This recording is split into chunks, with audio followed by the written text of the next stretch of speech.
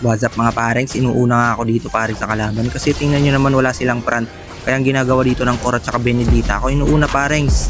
Feeder nga ako dito kami ng Selena parents, wala pang vision yung Selena. Grabe naman yun. Sinasabihan pa nga ako dito parents ng kampi ko na Lailagads daw tayo. Syempre Lailagads ako eh. Nakakainis na nga dito parents yung Yin. Grabe naman tong Yin parents, ako inuuna. Wala kasi akong movement eh. Kasi para sa akin parents, walang kwenta yung boots kay Layla. Walang kwenta yung boots sa Layla ko parents.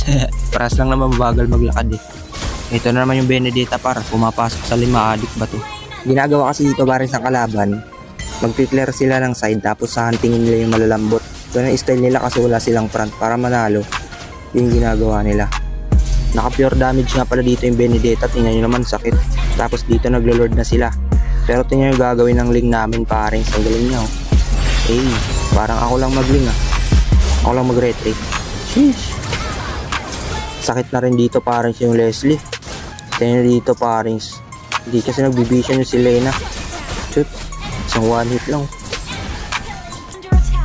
Muntik pa nga kami dito parang matalan sa sakit na ng kalaban. Kaya di ka dito basta-basta makaka-pre-hit. Kasi nga puro pure damage sila. Pag may nahuling Selena, timing nyo na lang na maka-hit kayo. Tulad niyan. Grabing play safe ko na dito parents. Pero tingnan nyo mamaya parents, babawian ko yan. So pag ganitong gameplay nga mga parents, MM kayo tas ganito, mindset nyo na lang ha. Habang pumapalag yung kakampi nyo, ano lang kayo, respawn na lang kayo agad. Para makadagdag kayo sa damage.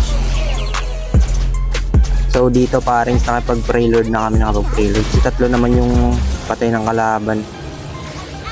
So di nga kami basta-basta makakalapit dito sa kalaban kasi yung savior nila magaling din. So yun, may nahuli nga yung Selena. -2 sila, -2 din kami.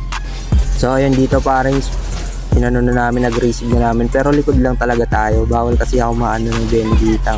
Grabe, panoorin nyo dito parents. So ubusin natin sila parents, yung binugbog tayo sa early.